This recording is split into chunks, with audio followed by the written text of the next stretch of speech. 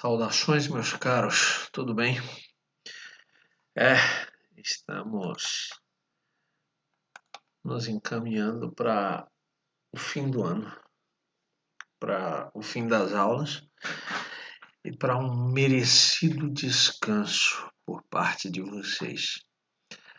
Mas a gente vai ter essa aula hoje de conteúdo e semana que vem haverá uma live para a gente bater um papo sobre como foi o ano e principalmente para a gente debater as coisas positivas que a gente aprendeu com esse ano. Mas hoje a gente vai falar sobre o nascimento da lógica. Tranquilo? Então eu vou para a ideia de pensar logicamente. Bom, como vocês bem estudaram, a filosofia nasce quando os gregos antigos deixam de lado o pensamento mitológico, a explicação através das narrativas fantasiosas que eram chamadas de mito e passam a buscar uma explicação racional, uma explicação lógico-racional. Ou seja, uma explicação que pudesse ser pensada, que pudesse ser explicada.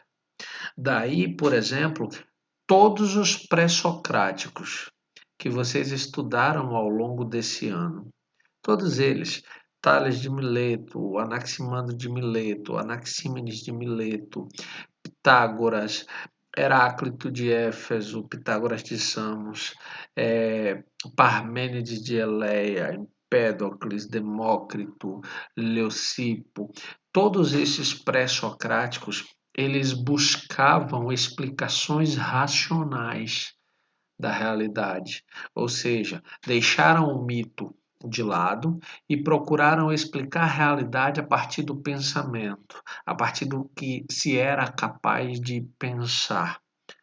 Logo, quando Tales afirma que tudo é água, ele observou a realidade, observou que a água tem um papel fundamental na existência da vida e da própria natureza, e a partir dessa observação e da reflexão por trás dessa observação, ele concluiu que tudo era água. Por mais que hoje a gente possa olhar e achar interessante, mas também ingênua esse tipo de posicionamento, esse tipo de ideia, ainda assim foi muito importante, por quê? Porque ele pensou uma resposta para os questionamentos do que é a realidade, do que essa realidade é composta, e não atribuiu a deuses ou a forças divinas a explicação desse fato. Tranquilo até aqui? Então, por exemplo, se a gente pensar na fala, no pensamento de Heráclito, quando diz que tudo é movimento, que tudo flui, o que é que ele está tentando explicar? Uma abordagem, uma forma de explicar racional da realidade. E de onde vem essa racionalidade sobre a realidade? A partir da observação, tudo está mudando. Nós mudamos ao longo desse ano, tanto fisicamente quanto mentalmente. Nós nos tornamos mais maduros, fruto de todas essas dificuldades que fomos obrigados a enfrentar. Então, Heráclito estava coberto de razão quando diz que tudo é mudança.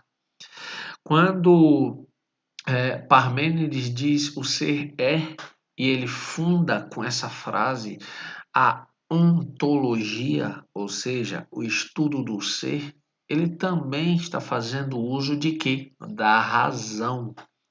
Quando Sócrates usa a maiêutica e a ironia, ele está fazendo uso da razão. Quando os sofistas organizam seus argumentos para vencer os debates públicos, eles também estão fazendo uso da razão. Quando Platão faz uso da dialética platônica, ele também está fazendo uso da razão. Mas, todos esses pensadores usaram a razão como uma prática, como uma forma de atingir um determinado objetivo. Mas somente só, Aristóteles formula a lógica como uma ciência do pensamento. O que é que eu estou querendo dizer com isso? Que Aristóteles vai pegar a lógica e vai organizar o pensamento lógico de forma que esse conhecimento nos dê a possibilidade de organizarmos o nosso próprio conhecimento, a nossa própria forma de pensar. Então, o que é que ele faz? É como se ele pegasse a lógica e, através dela, organizasse a forma como a gente pode construir o nosso pensamento. Eu vou exemplificar de uma forma prática para facilitar a sua compreensão. Imagina o seguinte: imagina que você tem alguns pares de meia, uns 10 pares de meia, e você tem 10 camisas, 10 calças, você tem 2 casacos e precisa organizar isso.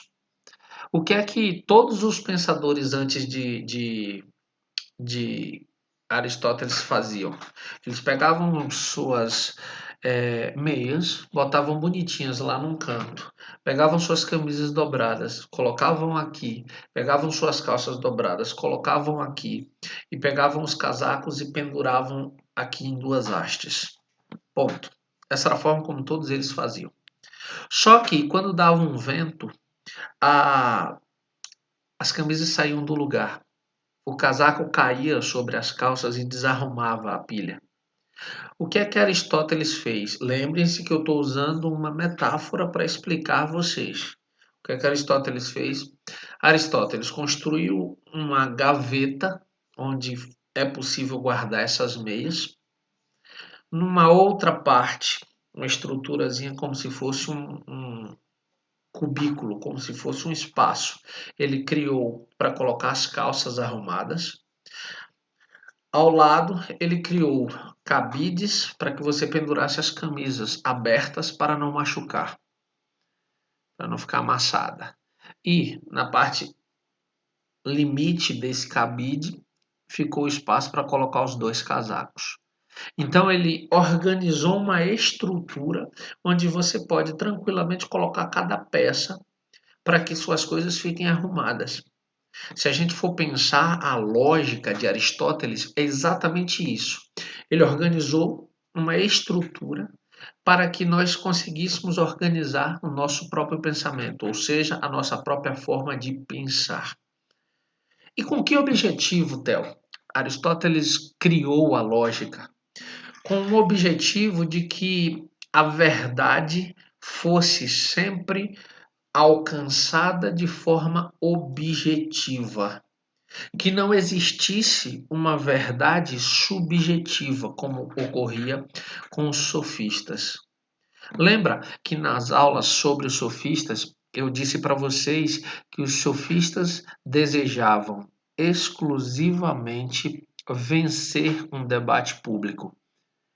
Ele não estava preocupado se o que ele dizia ou o que ele usava no argumento era falso ou verdadeiro. Para ele não importava, para os sofistas. Para eles, o que importava era vencer o debate. Então, se eles precisassem usar coisas falsas, mentiras, para vencer um debate, eles usariam.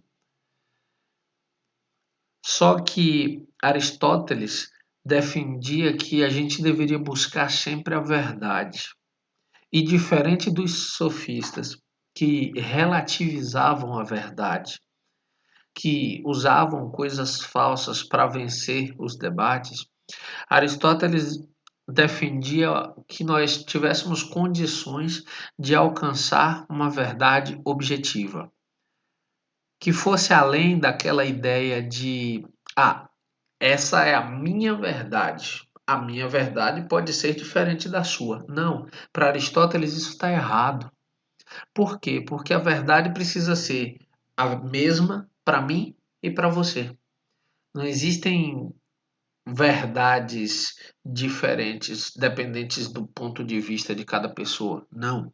Para Aristóteles, a verdade precisa ser objetiva, alcançável por todos os sujeitos, por todos os indivíduos. E por isso ele cria então a lógica. Logo, Aristóteles foi um adversário e um crítico implacável dos sofistas. E ele defendia exatamente isso, que o discurso fosse construído de forma verdadeira, fiel aos fatos, e não a partir de argumentos falsos, argumentos falaciosos. Logo, para ele, a lógica ofereceria meios, ou seja, maneiras, de quem a utilizasse pudesse desmantelar, desmascarar argumentos que fossem falsos. Olha o que ele colocou, o livro de vocês aponta sobre esse debate.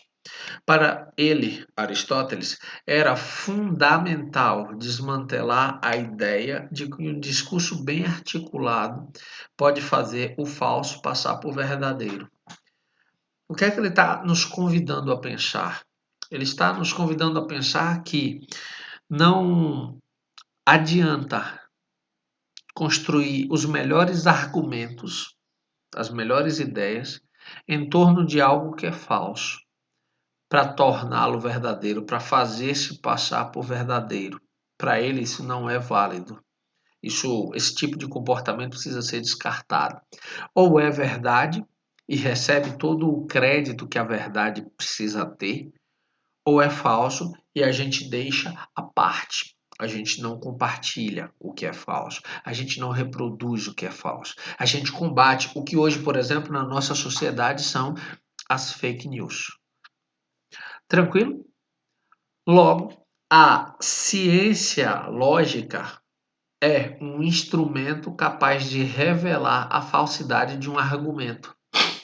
Ele desenvolveu meios para que, através da ciência lógica, através do raciocínio lógico, fôssemos capazes de apontar pontos falsos dentro de um argumento e, assim, deixá-los de fora do debate.